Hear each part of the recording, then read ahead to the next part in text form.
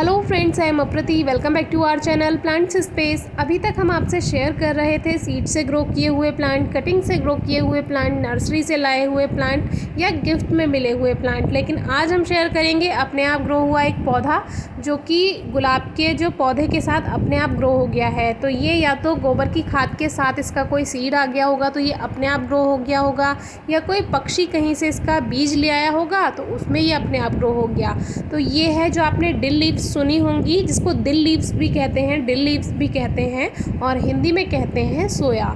सोया आपने देखा होगा, जब हम साग लेते हैं पालक का या मेथी का या धनिया लेते हैं तो साथ में कुछ सोया की पत्तियां भी हमें मिलती हैं। तो सोया काफ़ी गुणकारी होता है और जो डायबिटीज़ में काफ़ी ये अच्छा माना गया है। जहाँ तक हमने पढ़ा है डायबिटीज़ में ये काफ़ी लाभदायक होता है। तो सोया की पत्तियों को खाया जाता है, इसका साग भी बनाया जाता है, काफ़ी लोगों को ये बहुत पसंद भी होता है। तो इसमें हल्की सी एक स्मेल आती है जिससे आप पहचान कर सकते हैं कि ये सोया है। तो जो ये पॉलिनेटर्स होते हैं, चाहे हनी बी हो या कोई भी बी हो, बटरफ्लाई हो, जो पॉलिनेटर्स होते हैं इसमें भी पॉलिनेशन की ज़रूरत होती है क्योंकि इसमें भी ये सीड बनता है। तो इसमें छोटे छोटे ये येलो फ्लावर्स आते हैं और फिर इसमें ये सीड बनना शुरू हो जाता है।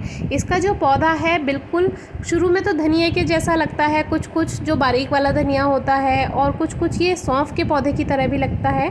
तो जब इसने ग्रोथ स्टार्ट की थी पौधे ने तो यहाँ से बंदरों ने इसे तोड़ दिया था, लेकिन फिर भी इसमें और ग्रोथ हुई और अब देखिए इसमें फ्लावर्स भी आने लगे हैं और धीरे धीरे इसमें ये छोटा फल भी बनने लगा है। तो ये फल तो नहीं है, ये सोया का बीज है जो कि जब ये पक जाएगा तो आप इसे स्टोर कर सकते हैं और इसको फिर से ग्रो कर सकते हैं। जैसे कि साग अगर आप ग्रो करते हैं बिल्कुल ऐसे ही इसको ग्रो किया जाता है और खाने के लिए बहुत लाभदायक है, इसलिए ग्रो ज़रूर करना चाहिए।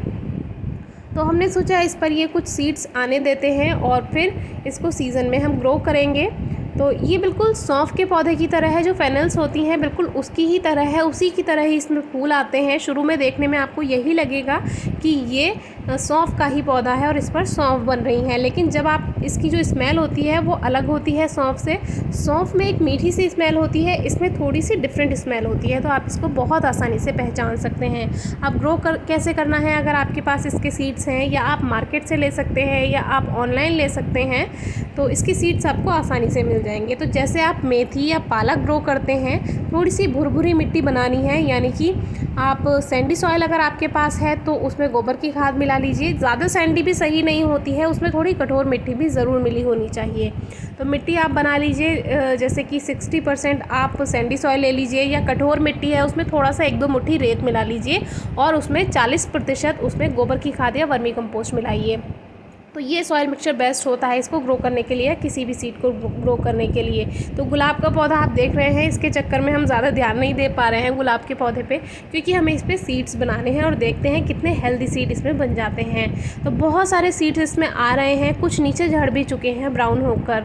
तो ये गुलाब के पौधे में ही ग्रो हो गया है। तो अगर आपके दूसरे प्लांट्स के साथ ये ग्रो हो रहा है और उस पर अगर कोई प्रभाव पड़ रहा है, यानी कि जो आपका मेन प्लांट है वो सही से ग्रोथ नहीं कर रहा है, तो आप इस प्लांट को हटा सकते हैं। लेकिन हमें इसके सीड्स चाहिए थे, इसीलिए हमने ये प्लांट नहीं हटाया और गुलाब का पौधा थोड़ा सा इससे डिस्टर्ब हो रहा है, लेकिन फिर भी हमने लगा रहने दिया है।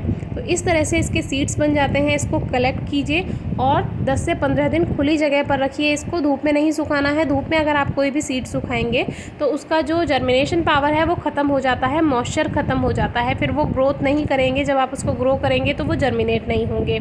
इसीलिए सूखी जगह पर आपको उसको सुखाना है और छायादार जगह पर, और फिर आप 15 दिन के बाद उसको स्टोर कर सकते हैं। किसी भी न्यूज़पेपर में आप पैकेट में उसको रख सकते हैं, पेपर पैकेट में आप उसको रख सकते हैं और सीज़न आने पर आप ग्रो कर सकते हैं। इसको आप वैसे तो कभी भी ग्रो कर सकते हैं, बस रेनी सीज़न में थोड़ा बच के रहिए, क्योंकि रेनी सीज़न में क्या होता है, जितनी भी लीफी वेजिटेबल्स होती हैं वो थोड़ी गल जाती हैं। इसीलिए कोशिश कीजिए कि आप उधर इसको लगभग अक्टूबर से ग्रो करना स्टार्ट करें और इधर आप जनवरी फरवरी में इसको ग्रो कर सकते हैं, तो आपको अच्छा रिजल्ट इसमें मिल जाएगा।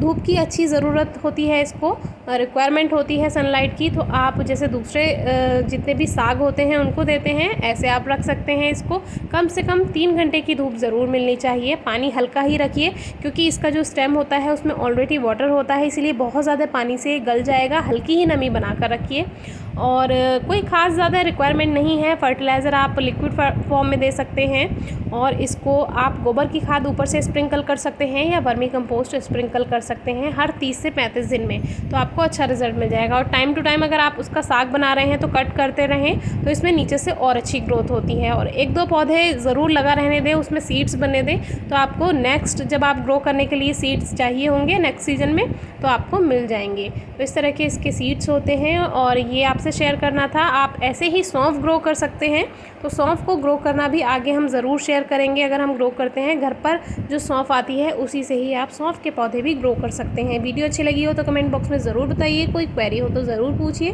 Thank you.